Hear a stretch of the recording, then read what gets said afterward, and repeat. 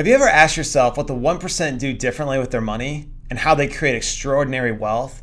Well, I am totally enamored with the Silicon Valley elite and how they really have been able to organize themselves, how they've been able to create new technology and disrupt different businesses. Take Mark Zuckerberg, for instance. He was the founder of the social media network, Facebook, and really blew that thing up. You can go and watch his movie, Social Network, and understand how that whole thing happened.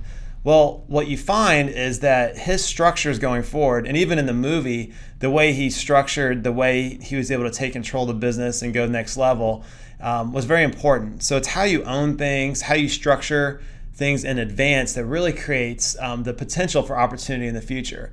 The problem with successful people is they continue to be successful. So as their wealth grows, it creates more issues, right? More money, more problems. Well, what is it that we need to be doing to take away from that to understand how that's done? Well, the trick to the wealthy is to really own nothing but control everything. And you do this by using trust.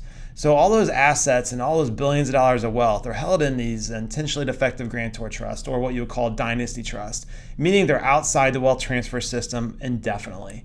And they set these up because they don't want to ever have estate taxes come into play. They want to make sure that this environment can last for multiple generations, stay within the bloodline, and create huge streams of income for the other generations to come before them or after them. That's really important to know. You also want to make sure your money is always protected from creditors, and you also want to make sure you can still maintain your satisfactory streams of income. So how do the wealthy get wealthier? Take Snowflake, for instance. Snowflake was the largest company in 2020 so far to go IPO.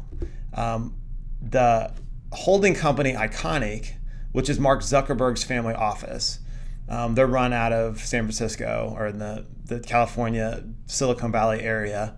That family office represents some of the largest founders, like the Jack Dorsey, founder of Twitter, right? And then you've got the founder of LinkedIn. You got social media. So you have these giants that are inside of this, like Reid Hoffman, that's his name, Reid Hoffman, the founder of LinkedIn. So you have these three social media tycoons, right, together in Iconic. Well, they make an investment in Snowflake. So they're measly, I don't know, I think I have it right here. They're measly $245 million stock price that was invested into that. When the company went IPO, it was worth $4 billion, which is insane, right? Because they were able to go in, they understood the market, and then here's just one investment they made, and it created an extraordinary amount of wealth. A family office literally is running the day in, day out decisions for the money of the family. So you have to think about how that works. So when these wealthy gentlemen come together, they create this multi-family office. That's how they have access to new opportunities. They can use their pool of money to create more wealth for themselves. And that's a lot of the same structures that we set up here at Jared Bunch. Is how do you create structures that work for yourself, that allow you to operate outside the wealth transfer system, but then also have access to things that most people don't have on their own. So in a family office, you have a board of directors. You have people that make financial decisions on behalf of the family. A lot of times they can be trustee level, or they can make financial decisions based off of what they think is the best interest. So what they're doing is making sure, like, your accounting and your legal and your investment strategies and all those people that do those things are communicating together. So it can be a team of different people that are doing it. And that's a lot of what we're doing, is assembling a team of advisors around your vision for what you want, your goals and your actions and all these different things you really want to have happen. So what we do is make sure we map all that out, make sure you own things properly, protect what you have, and then really connect you to the right players to create extraordinary wealth for yourself. Because we really want you to always grow, and we always want you to be successful, and we really want money to work for you versus for other people. So if you study the Silicon Valley elite and you think it's so far out of reach, it really is not.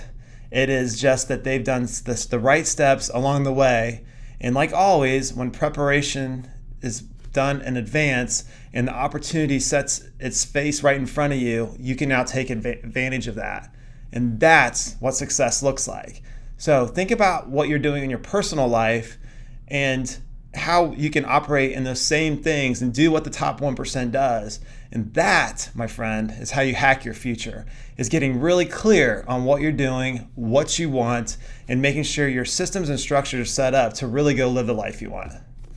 Thanks so much. And as always, share with your friends. Let me know what you think, and we'll talk soon. Have a great day. Scott.